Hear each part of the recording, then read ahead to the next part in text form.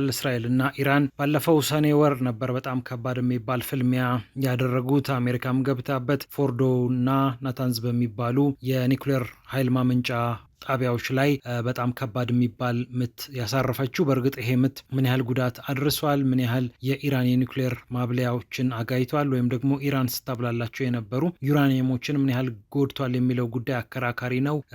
ዶናልድ ትራምፕ እና እስራኤል ከምድረ ገጽ አጥፍተነዋል ብለው ፎክረው ነበር። ግን በኋላ ላይ እስራኤሎች ይዘውት የወጡት መረጃ ምናልባት ኢራን ቀደም ብላ አንዳንዱን የኒውክሌር መሳሪያዎቿን እንዲሁም ደግሞ የተብላሉትን ዩራኒየሞች ሳታሸሽ አትቀርም የሚል ነገር አነሱ። እንደውም ዶናልድ ትራምፕ በዚህ ጉዳይ ላይ ሰው እንዲጠይቃቸው ሁሉ እስከማይፈልጉ ድረስ በቁጣ በደንብ አድርገን የመታ ነው ብለው ነበረ። ምክንያቱም ቢቱ የተባለ ስትራቴጂክ ቦምበር አስነስተው በጣም ግዙፍ በሚባሉ ቦምቦች እንግዲህ ከመሬት በታች ረጅም ርቀት መግባት በሚችሉ ጭምር መምታታቸውን ባወጁ ማግስት ነው እንደዚህ አይነት መረጃዎች የተሽከረከሩት እና ኢራን ስጋት ነች የሚለውን ጉዳይ ብዙም ከዛ በኋላ ማሳየት አልፈለጉም። በእርግጥ በሁለት ምክንያቶች ሊሆን ይችላል የአሜሪካው ፕሬዚዳንት ይህንን ያደረጉት። አንደኛው ይሄ ነገር ማለት የፈጸሙት ጥቃት የማያዳግም እንደሆነ ለዓለም ለማሳየት፣ ሁለተኛ ደግሞ የጦር መሳሪያዎቻቸው ወይም ደግሞ አጠቃላይ ያላቸው መረጃ ኢንተለጀንሳቸው የሞተ ነው ወይም ደግሞ የማይረባ ነው እንዲባሉ አይፈልጉም። በቃ ጥቃት አድርሰናል ብለው ማሳየት ይፈልጋሉ። ከዛ በተጨማሪ ደግሞ እስራኤልንም ከዚህ በኋላ ምንም አይነት ነገር ውስጥ መግባት የለብሽም ብለው መልእክት ለማስተላለፍ ሊሆን ይችላል። ምክንያቱም እስራኤል ከዚህም በላይ ብዙ ነገሮችን ልታስብ ስለምትችል አይ የለም የአያቶላህን መንግስት እንጣል የሚለውንም ሀሳብ እያውጠነጠነች ስለነበረ አሁንም ድረስ እየወጡ ያሉ መረጃዎች ይህንንም ስለሚጠቁሙ ማለት ነው። እና ከዛ በኋላ ግጭቱ ብዙም አይቀጥልም የሚል ግምት በብዙዎች ዘንድ አልነበረም። ምክንያቱም መሬት ላይ ያለው እውነታና ዶናልድ ትራምፕና ሌሎችም ሰዎች የተናገሯቸው ነገሮች እንደሚራራቁ ብዙዎች ስለገባቸው፣ ለማንኛውም የእስራኤል መገናኛ ብዙሃንም በዚህ ጉዳይ ላይ ብዙ እየዘገቡ ይገኛሉ።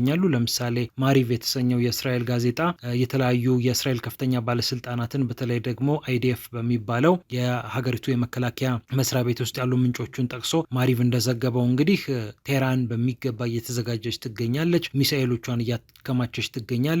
የባሊስቲክ ሚሳኤል ምርቶቿ በጣም ተጠናክረዋል እና ባለፈው የ12ቱ ቀናት ጦርነት እየተባለ በሚጠራበት ጊዜ ከነበሩት ሚሳኤሎችም የበለጠ ልቀት ያላቸው ሚሳኤሎችን እያመረተች ስለምትገኝ እስራኤልም በበኩሏ ለጦር ዝግጅት ማድረግ አለባት በሚል በጦሩ አዛዦች ዘንድ እምነት ስለመኖሩ ማሪቭ ጋዜጣ ዘግቧል። እና እንዲህ አይነት ነገሮች እየተበረታቱ ወይም ደግሞ እየተበራከቱ ይገኛሉ። ለምሳሌ ኒውዮርክ ታይምስ ከዚህ ቀደም ያቀረበው አንድ ዘገባ ላይ በተመሳሳይ ችግሮች ሊፈጠሩ እንደሚችል ገምቷል። እንደውም የአሜሪካ ባለስልጣናትን ጠቅሶ ነው እንዲሁም ደግሞ ሌሎች ተንታኞችን ጠቅሶ ነው ኒውዮርክ ታይምስ ዘገባውን አቅርቦ የነበረው። በቃ ጦርነቱ የሚወገድ ነገር አይደለም ብለው ያምናሉ።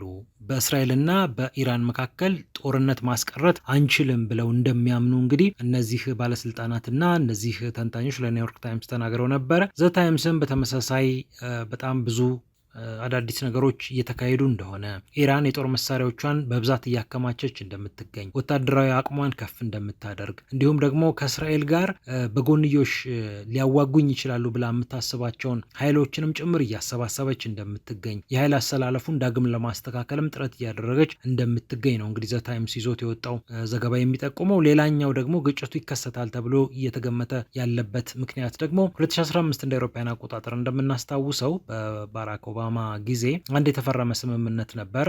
ኮምፕሬሄንሲቭ ፕላን ኦፍ አክሽን ይሰኛል፣ ሲፒኤ በመባልም ይታወቃል። ይሄ እንግዲህ ማዕቀፍ ከተፈረመ በኋላ ኢራን ያው የኒውክሌር መርሃ ግብሬን በተመለከተ ሰላማዊ ለማድረግ ቃል ገብቼ እንዲሁም ደግሞ ዓለም አቀፉ የአቶሚክ ኃይል ኤጀንሲ ሌሎችም ዓለም አቀፍ ተቋማት መጥተው እንዲጎበኙ ተደርገው ሁሉንም ነገር መስፈርት ማሟላት ያለብኝን ነገር ሁሉ አሟላለሁ ብላ ቃል ገብታ አሜሪካም፣ አውሮፓም፣ ቻይናም ራሽያም ገብተውበት ማዕቀቦች እንዲነሱላት እንዲሁም ደግሞ በአሜሪካ በኩል በሌሎች በምዕራባውያን በኩል ያለው ጫናም ዝቅ እንዲልላት ተደርጎ ነበር እና መሀል ላይ ዶናልድ ትራምፕ መጡና ኢራን እያጭበረበረች ነው፣ በምንም መልኩ ልናምናት አንችልም ብለው ስምምነቱን መቅደዳቸው የሚታወስ ነው። ከዛ በኋላ ነው ነገሩ እንግዲህ እየተካረረ የመጣው።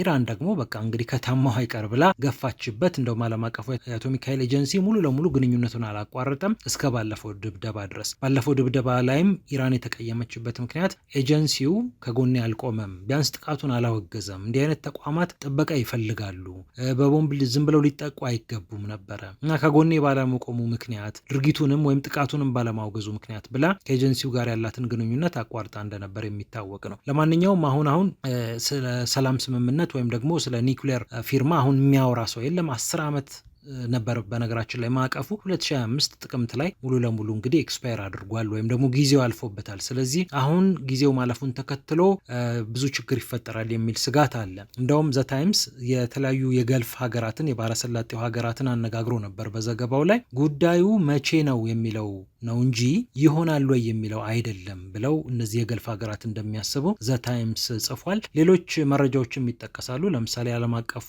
ቡድን ኢንተርናሽናል ክራይሲስ ግሩፕ ይባላል። በዓለም አቀፍ ቀውስ ግጭቶች ላይ የሚሰራው ቡድን እናውቀዋለን። እዛ ውስጥ እንግዲህ የኢራን ፕሮጀክት ዳይሬክተር የሆኑት አሊ ቫይስ ምንጮቻቸውን ጠቅሰው ተናግረዋል ብሎ ራሽያ ቱዴይ እንደዘገበው 24 ሰዓታት ሙሉ ኢራን በጣም በከፍተኛ ደረጃ እየሰራች ትገኛለች። በቃ 24 ሰዓት የማይቆም የሚሳኤል ምርት ላይ ትገኛለች። እንደውም ባለፈው ሰኔ 500 ሚሳኤሎችን አካባቢ ነበር ወደ እስራኤል የተኮሰችው እና አሁን 2000 ለማድረስ እቅድ እንዳላት እንግዲህ እሳቸው ይናገራሉ። ባለፈው በ12ቱ ቀናት ጦርነት እየተባለ በሚጠራው ጊዜ እንግዲህ ያው ኢራን በምትፈልገው መጠን ከእስራኤል ጋር አልተፋለመችም። አሜሪካም ገብታበት ነበረ። እንዲሁም ደግሞ ያው የሶሪያ መንግስት ሌሎችም እየተዳከሙ የመጡበት ጊዜ ነበረ እና ሂዝቦላህም ጭምር። ስለዚህ በደንብ አልታገዘች ይሆናል እና አሁን እነዚህን ነገሮች ለማስተካከል የኃይል አሰላለፉን ለማስተካከልም እንቅስቃሴ እንደምታደርግ ነው የተሰማው። ሌላኛው ጉዳይ ደግሞ የተነሳው ከርሳር ኢንፎ እንደዘገበው የቤንያሚን ኔታንያሁ መንግስት የአያቶላህን መንግስት ለመጣል ያስባል እና ምናልባት ዶናልድ ትራምፕ ስልጣናቸውን ሳይጨርሱ እንግዲህ አሁን ጥር ሲመጣ የመጀመሪያ ዓመት ይደፍናሉ ዶናልድ ትራምፕ። ከዛ 3 ዓመት ይቀራቸዋል እና ይሄ 3 ዓመት ሳይጠናቀቅ በተለይ ደግሞ ልክ የመጨረሻዎቹ ጊዜያት ላይ ለምሳሌ ጥር 2029 እንደ አውሮፓውያን አቆጣጠር አካባቢ የአያቶላህን መንግስት በማውረድ እንግዲህ በቀጣይ የሚመጣው ዲሞክራት አስተዳደር ሊሆን ይችላል። ሌላም ሰው ከመጣ እንግዲህ በምርጫ ዶናልድ ትራምፕ ቢሸነፉ ወይም ደግሞ የእሳቸው ካምፕ ባያሸንፍ የሚሆነውን ነገር አያውቁም ኔታንያሁ። ስለዚህ የሚያግዟቸው በጣም የማይቆጧቸው ትራምፕ ባሉበት ሰዓት አያቶላህን ማውረድ የኔታንያሁ እቅድ ነው ተብሎ እንግዲህ እየተቀመጠ ይገኛልና በእነዚህ ዋና ዋና ምክንያቶች የእስራኤልና የኢራን ግጭት እየተፋፋመ ይገኛል ነው የተባለው። በእስራኤልም በኢራንም በኩል ወታደራዊ ዝግጅቱ ከፍ እያለ ይገኛልና ምናልባት አሁን ዓለም በዩክሬንና በራሽያ የሰላም ስምምነት ወይም ሴትልመንት ላይ ትኩረት በሚያደርግበት ሰዓት አጋጣሚውን ተጠቅማ እስራኤልም ልታጠቃ ትችላለች፣ ኢራንም ተዘጋጅታ ልጠብቅ ትችላለች እየተባለ እየተዘጋ ይገኛል።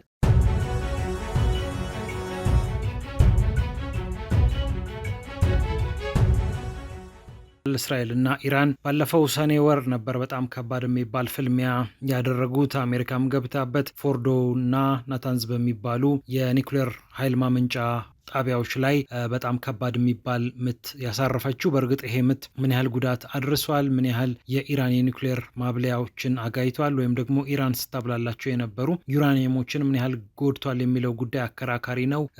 ዶናልድ ትራምፕ እና እስራኤል ከምድረገጽ አጥፍተነዋል ብለው ፎክረው ነበር። ግን በኋላ ላይ እስራኤሎች ይዘውት የወጡት መረጃ ምናልባት ኢራን ቀደም ብላ አንዳንዱን የኒውክሌር መሳሪያዎቿን እንዲሁም ደግሞ የተብላሉትን ዩራኒየሞች ሳታሸሽ አትቀርም የሚል ነገር አነሱ። እንደውም ዶናልድ ትራምፕ በዚህ ጉዳይ ላይ ሰው እንዲጠይቃቸው ሁሉ እስከማይፈልጉ ድረስ በቁጣ በደንብ አድርገን የመታ ነው ብለው ነበረ። ምክንያቱም ቢቱ የተባለ ስትራቴጂክ ቦምበር አስነስተው በጣም ግዙፍ በሚባሉ ቦምቦች እንግዲህ ከመሬት በታች ረጅም ርቀት መግባት በሚችሉ ጭምር መምታታቸውን ባወጁ ማግስት ነው እንደዚህ አይነት መረጃዎች የተሽከረከሩት እና ኢራን ስጋት ነች የሚለውን ጉዳይ ብዙም ከዛ በኋላ ማሳየት አልፈለጉም። በእርግጥ በሁለት ምክንያቶች ሊሆን ይችላል የአሜሪካው ፕሬዚዳንት ይህንን ያደረጉት። አንደኛው ይሄ ነገር ማለት የፈጸሙት ጥቃት የማያዳግም እንደሆነ ለዓለም ለማሳየት፣ ሁለተኛ ደግሞ የጦር መሳሪያዎቻቸው ወይም ደግሞ አጠቃላይ ያላቸው መረጃ ኢንተለጀንሳቸው የሞተ ነው ወይም ደግሞ የማይረባ ነው እንዲባሉ አይፈልጉም። በቃ ጥቃት አድርሰናል ብለው ማሳየት ይፈልጋሉ። ከዛ በተጨማሪ ደግሞ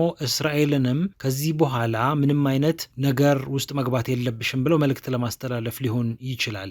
ምክንያቱም እስራኤል ከዚህም በላይ ብዙ ነገሮችን ልታስብ ስለምትችል አይ የለም የአያቶላህን መንግስት እንጣል የሚለውንም ሀሳብ እያውጠነጠነች ስለነበረ አሁንም ድረስ እየወጡ ያሉ መረጃዎች ይህንንም ስለሚጠቁሙ ማለት ነው። እና ከዛ በኋላ ግጭቱ ብዙም አይቀጥልም የሚል ግምት በብዙዎች ዘንድ አልነበረም። ምክንያቱም መሬት ላይ ያለው እውነታና ዶናልድ ትራምፕ እና ሌሎችም ሰዎች የተናገሯቸው ነገሮች እንደሚራራቁ ብዙዎች ስለገባቸው፣ ለማንኛውም የእስራኤል መገናኛ ብዙሃንም በዚህ ጉዳይ ላይ ብዙ እየዘገቡ ይገኛሉ። ለምሳሌ ማሪቭ የተሰኘው የእስራኤል ጋዜጣ የተለያዩ የእስራኤል ከፍተኛ ባለስልጣናትን በተለይ ደግሞ አይዲኤፍ በሚባለው የሀገሪቱ የመከላከያ መስሪያ ቤት ውስጥ ያሉ ምንጮቹን ጠቅሶ ማሪቭ እንደዘገበው እንግዲህ ቴህራን በሚገባ እየተዘጋጀች ትገኛለች፣ ሚሳኤሎቿን እያከማቸች ትገኛለች፣ የባሊስቲክ ሚሳኤል ምርቶቿ በጣም ተጠናክረዋል እና ባለፈው የ12ቱ ቀናት ጦርነት እየተባለ በሚጠራበት ጊዜ ከነበሩት ሚሳኤሎችም የበለጠ ልዕቀት ያላቸው ሚሳኤሎችን እያመረተች ስለምትገኝ እስራኤልም በበኩሏ ለጦር ዝግጅት ማድረግ አለባት በሚል በጦሩ አዛዦች ዘንድ እምነት ስለመኖሩ